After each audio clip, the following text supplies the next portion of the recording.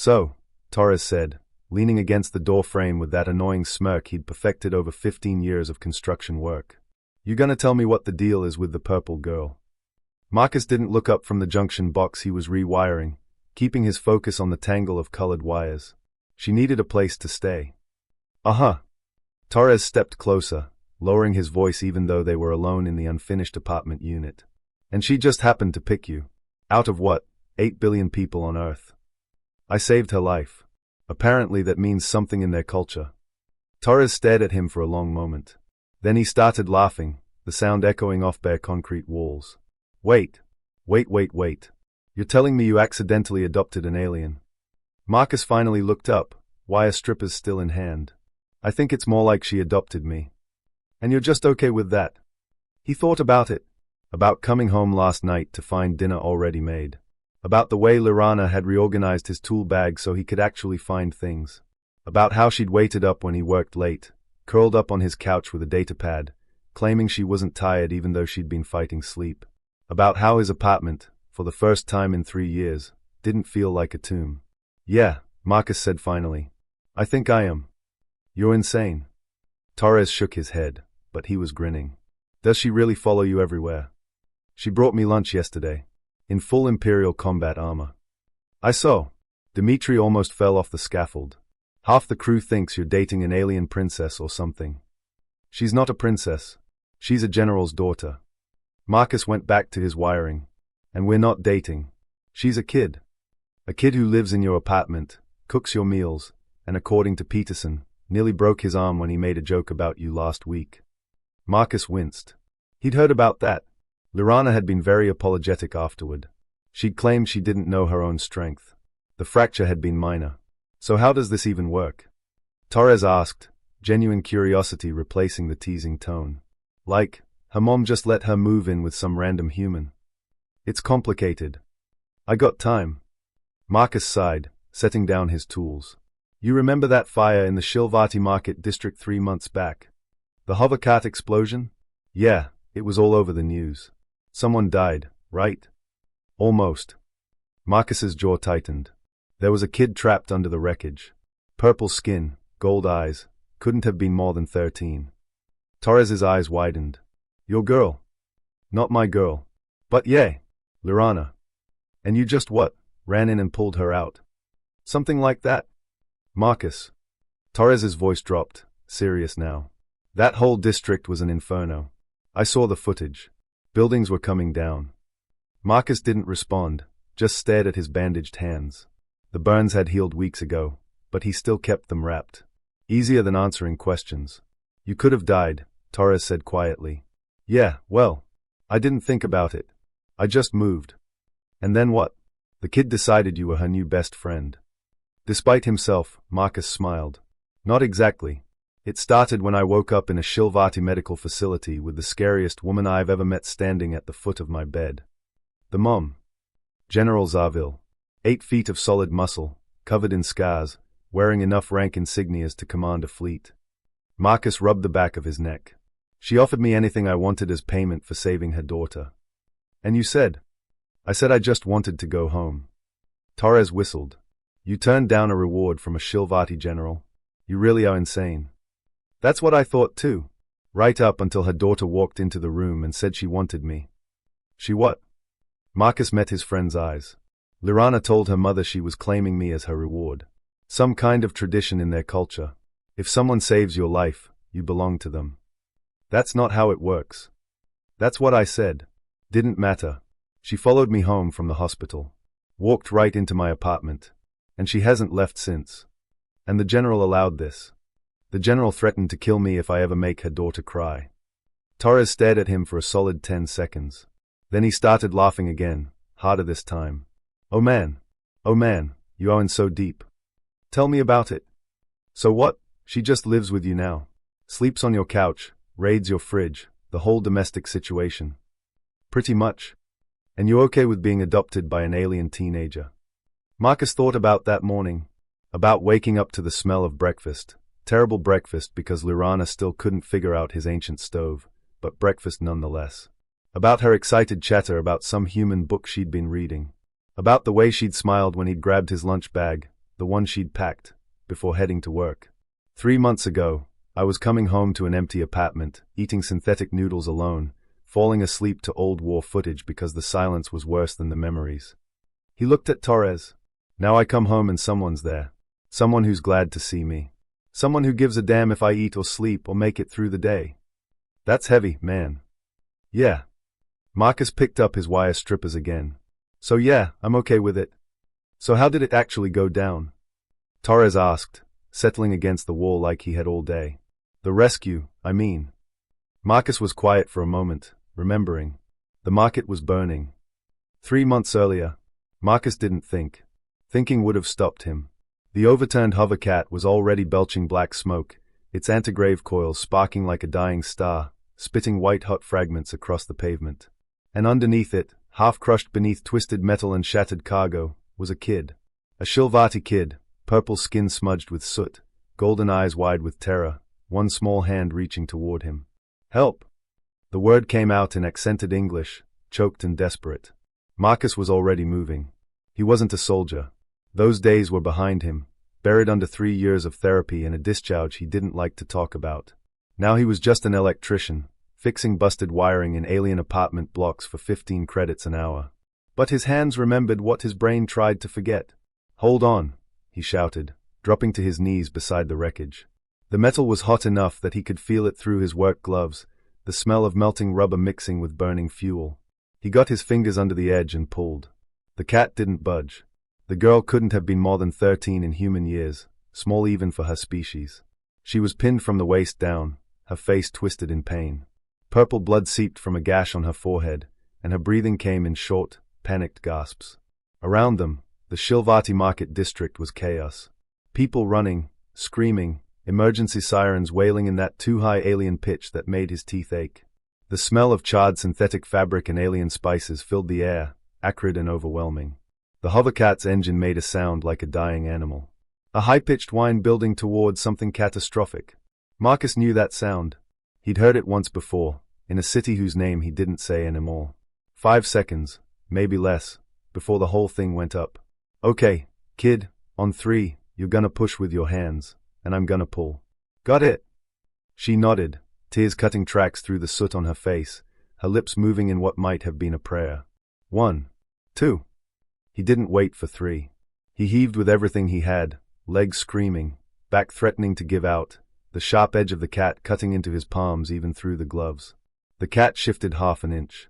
The girl screamed, shoving against the ground with her hands, purple blood smearing the pavement. Another inch.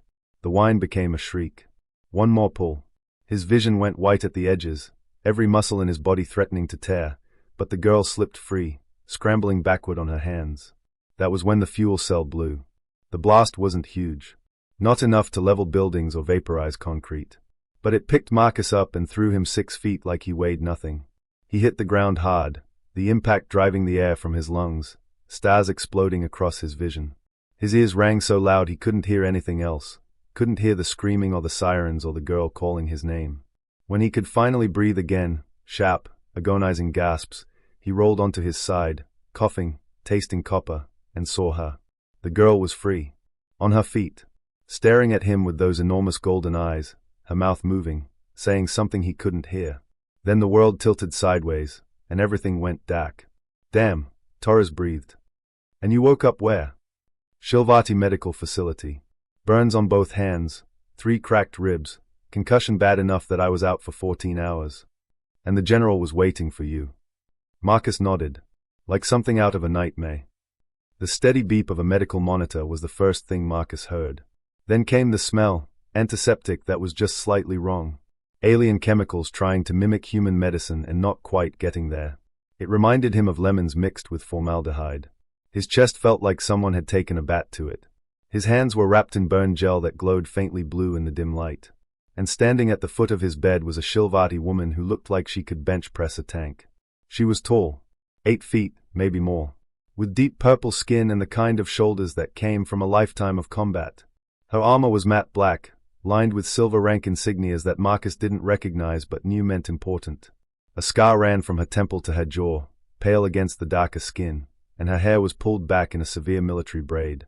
Her eyes, the same gold as the kids, were locked on him with an intensity that made him want to sink into the mattress. "You are Marcus Webb," she said. Not a question. Her voice was low, controlled, the kind of calm that came from years of command. Yeah." His voice came out rough, like he'd swallowed gravel and razor blades. "You saved my daughter." Oh. The insignias suddenly made sense. This wasn't just some officer.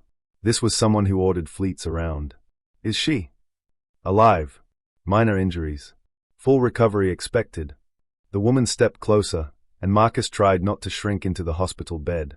Each footstep was precise, measured, the walk of someone who'd spent decades in combat boots. "Because of you. I saw a kid. Anyone would've." "No." The word cut through the air like a blade. "They wouldn't have. Surveillance footage shows 37 individuals within range of my daughter. 36 ran. You were the only one who stayed." Marcus swallowed. He'd heard the stories about what happened to humans who got involved with the shill. The resistance didn't take kindly to collaborators. He'd already been on thin ice after the occupation started. "Wrong place, wrong time, wrong friends." "It means I did the right thing," he said quietly, meeting her eyes. For a long moment, the general just stared at him. Then, slowly, her expression shifted. The hard military mask cracked, just slightly, and what showed through was something raw, something that looked like it hurt. "My daughter is my world," she said, voice dropping to barely above a whisper. "The only thing I have left of her father. If she had died in that market." She didn't finish. Didn't need to. Marcus knew that look. He'd seen it in the mirror after the war. After losing people. "I owe you a debt, Marcus Webb. One I can never truly repay. But I will try." She straightened, slipping back into that commanding presence like armor. "Name your price." "Credits, property, a position in the Imperial administration. Anything within my power to grant." Marcus blinked. I don't want anything." The general's eyes narrowed, her jaw tightening. "Everyone wants something." "Yeah, well, I just want to go home. Make sure my apartment didn't burn down. Get back to work." He tried to sit up, winced at the sharp pain that lanced through his ribs like hot knives.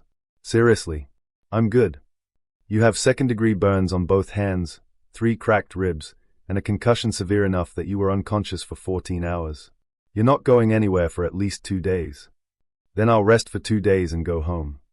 The general opened her mouth to reply, her expression shifting to something between respect and frustration. "Mamau." The door hissed open, and the girl from the market burst in like a small purple hurricane. "And that's when you met Lirana," Torres said. "That's when I met Lirana," Marcus confirmed. She was cleaned up now, wearing a soft gray tunic that looked like it cost more than Marcus's monthly rent.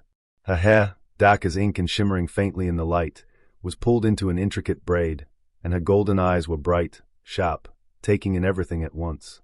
A clean bandage covered the cut on her forehead, and she moved with the easy confidence of someone who'd never doubted her place in the world. Until she saw Marcus. She froze in the doorway, those gold eyes going wide. "You're awake," she breathed. Yeah. Hi." And then she was moving again, crossing the room in 3 long strides and stopping at the side of his bed. She stared down at him, and Marcus felt uncomfortably like he was being examined under a microscope. "Lirana," the general said, a tone somewhere between warning and amusement. "Give the man space. He saved me." Lirana's voice was quiet but firm, each word deliberate. Then she looked up at her mother, and something passed between them. Some silent communication Marcus couldn't read. "You said I could have anything I wanted. As thanks. Anything at all." "I said you could ask," the general corrected, though there was something in her expression now. Something that looked almost like a smile. Lirana's gaze slid back to Marcus. A slow smile spread across her face. One that made him suddenly, deeply nervous. "I want him." Marcus choked on air. "Lirana. You said anything, Mama." The girl's smile widened, showing teeth. "No restrictions. No limitations. You swore it on the family blade." The general sighed, a sound of long suffering that only a parent could make. "Yes, but I choose him." Lirana turned back to Marcus, and her expression was utterly serious now. "You saved my life. That makes you mine. It's tradition." Torres was shaking with suppressed laughter. "And you said?" "I said it was insane. That you can't just claim people. That I was nobody." And she said. Marcus smiled despite himself. She said geography was irrelevant to tradition. So she just followed you home. Literally.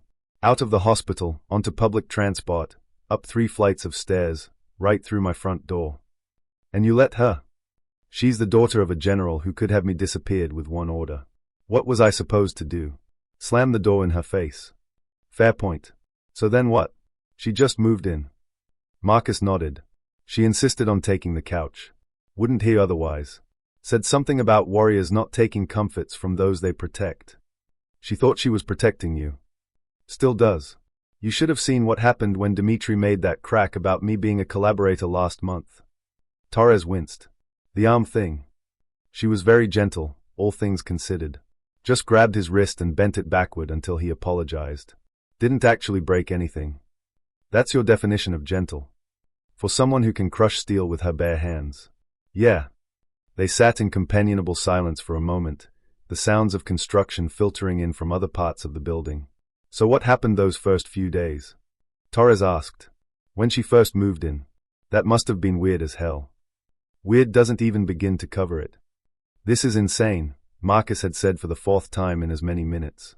He was sitting in his apartment, miraculously untouched by the market fire, with Lorana perched on his couch like she'd lived there her whole life, her long legs tucked underneath her. You can't just claim people, he tried again, pacing the narrow space between his kitchen counter and the coffee table. That's not how things work. On Earth or anywhere else. Why not? She leaned forward, resting her chin on her hands, watching him pace with obvious amusement. You saved me. That makes you mine. It's a very logical system. That's not logic. That's gratitude. Kidnapping. I'm not holding you prisoner. She gestured around the apartment.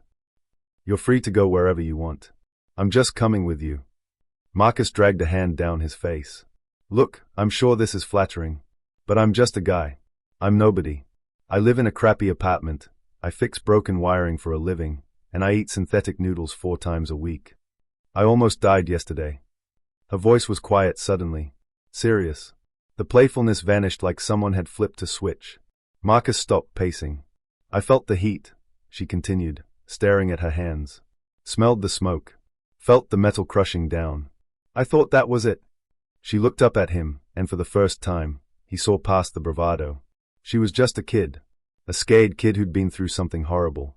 And then you were there, she said. You didn't run. You didn't hesitate. You didn't even know me, but you pulled me out anyway. Anyone would've. No, she cut him off, fierce now. They wouldn't. Half that market was Shilvati, and they ran. My own people left me there. But you stayed. Marcus didn't know what to say. So yes, Lorana straightened. You're mine now. And I'm staying. And she did, Marcus told Torres. That first week was insane. She alphabetized my kitchen. What? Every can, every packet, every container. Perfect alphabetical order.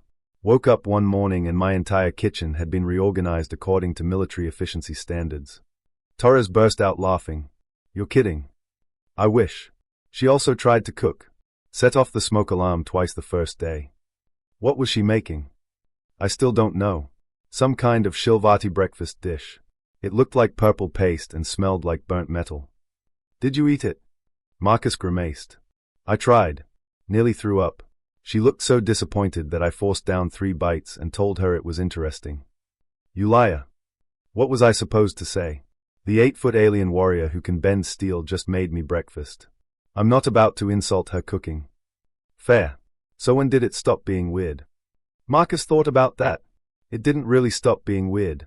It just became normal weird, you know. Like, day 4, I came home from work and she'd fixed my broken lamp. The one that hasn't worked in 2 years. She's an electrician too. No, she's just observant. She watched me work on something else, figured out the basics, applied it. Turned out the lamp just needed a new fuse. Smart girl. Terrifying is what she is. But yeah, smart too. And you stopped trying to make her leave. I set ground rules. No following me to work. No combat armor in public. Tell me before raiding my kitchen. Torres smirked. How long did those last? 2 days. She showed up at my job site during lunch with homemade food. Wearing casual clothes, but still Shilvati. so everyone noticed. That's when I first saw her. Yeah, that's when my reputation officially died. Hey, there are worse things than having an alien girl bring you lunch. Try having her waiting outside the site every day, watching me work for hours like it's the most fascinating thing in the world. She really does that? Marcus nodded. Every single day. Just sits there, reading or watching. Says she likes seeing what I do. Torres shook his head, grinning. Man, you're so domesticated and you don't even realize it. I know, Marcus admitted. The scary part is I don't actually mind anymore. So when did you figure out why she really stayed? Torres asked. Marcus was quiet for a moment. About 3 weeks in, we were sitting on my balcony. The balcony was barely large enough for 2 people, but they made it work. The city sprawled below them in a mix of human neon and Shilvati glow lights. The air was cool, carrying the smell of rain and street food from vendors 6 floors down. Lirana had made dinner. Something with alien spices that made his eyes water in the best possible way. You really can't keep doing this, Marcus had said. Doing what? She asked innocently, her long legs stretched out, bare feet propped on the railing. Following me everywhere. Cooking in my kitchen. Living in my apartment. You still haven't told me to leave. I've told you 6 times. You said I should leave. You never said I had to. She tilted her head. There's a difference. Why are you really doing this, kid?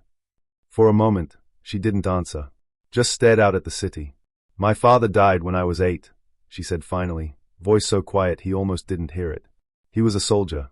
Went on a mission and never came back. They didn't even find his body. Marcus's chest tightened. Mama doesn't talk about it. She just works. All the time. Keeps moving, keeps fighting, keeps commanding. I think if she stops, she'll break.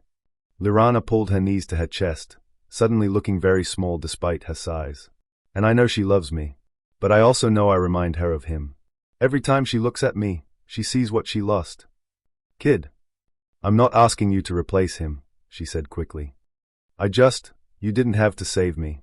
You didn't owe me anything. You just did it. She looked at him, vulnerable. You made me feel like I mattered. Not because of who my mother is. Just because I was a person who needed help. Marcus didn't know what to say. You made me feel seen, Lirana whispered. And that's when I understood, Marcus told Torres. She wasn't claiming me because of some tradition. She was lonely. Her dad was gone. Her mom was buried in work. And I was the first person in years who saw her as just a kid who needed help. Torres nodded slowly. What did you say? I told her she was sleeping in the bed starting that night. That I wasn't letting a kid take the couch. And she smiled bigger than I'd ever seen. Asked if that meant she could stay. You said yes. I said for now, with ground rules. Torres laughed. How'd that work out? The rules lasted 2 more days. Then I gave up and just accepted my fate. Adopted by an alien. Adopted by an alien, Marcus confirmed. And the mom? The general? She came back, right? 2 weeks later. Showed up in full ceremonial armor, looking like she was about to execute me. And threatened to kill me if I ever made Lirana cry. Seriously? Dead serious. Said she wouldn't even let the resistance find me. She'd save them the trouble. Torres whistled. But she let Lirana stay. Yeah. Turns out she approved the whole thing from the start. Lirana had asked permission before moving in. The general wanted her daughter living with a random human. I think she knew Lirana needed something she couldn't give. Someone who wasn't connected to her father's memory. Someone who saw her as just a kid, not a soldier's legacy. That's heavy, man. Tell me about it. They fell into comfortable silence, both returning to their work. After a few minutes, Torres spoke again. So now what? She just lives with you permanently. For as long as she wants to, I guess. And you're really okay with that? No regrets. Marcus thought about coming home to find his apartment lit up, music playing, Lirana reading on the couch with her feet tucked under her. Thought about her excited chatter about human culture, her terrible attempts at cooking, her protective hovering whenever he came home late. Thought about how his apartment didn't feel empty anymore. How he had someone to care about, someone who cared back. No regrets, he said finally. She needed someone. And honestly, I think I needed her too. Torres nodded slowly, a thoughtful expression crossing his face. You know what? I get it. After my divorce, my place felt like a tomb. If some alien kid wanted to move in and cook me dinner, I might have said yes too. It's not about the cooking, Marcus said, though his lips twitched. Well, not entirely. So what happens when she gets older? You thought about that? Every day. She's what, 14 in human years? 15? Eventually she'll want her own life, her own space. And when that day comes... Marcus was quiet for a moment. Then I'll help her move out. Buy her furniture. Make sure she's set up somewhere safe. Whatever she needs. You really have adopted her. Yeah, I guess I have. The sound of boots on concrete made them both look up. Dimitri appeared in the doorway, looking flustered. Ah, Reed? Your girl is here. Again. And she's got like 6 bags of food. Torres burst out laughing. Right on schedule. Marcus sighed, but he was smiling as he set down his tools and headed for the site entrance. Lirana was indeed there, tall and purple and impossible to miss, wearing casual human clothes that she'd carefully selected to blend in. It didn't work. She still looked like what she was, an 8-foot alien teenager standing in a construction site carrying enough food to feed a small army. You forgot your lunch, she called, waving. Again. So I brought extra for your friends too. Behind Carter, Torres whispered. I take back every joke I made. She brought me food. I love her now. Hey, Marcus said as he reached her. You didn't have to do all this. I know. I wanted to. She handed him his usual container, then distributed the others. I made human style today. Sandwiches. No alien spices. Learning from past mistakes. I saw your face last time. You looked like you wanted to cry. It was flavorful. It was inedible. She grinned. But I'm getting better, right? You really are, he admitted, accepting the food. Thanks, kid. She brightened at that, the way she always did when he acknowledged her efforts. Then her expression shifted, became more serious. Are you okay? You look tired. Long morning. But I'm good. Promise. Promise. She studied him for another moment, then nodded, satisfied. Okay. I'll see you tonight. I'm making dinner. Real dinner, not experimental food. Looking forward to it.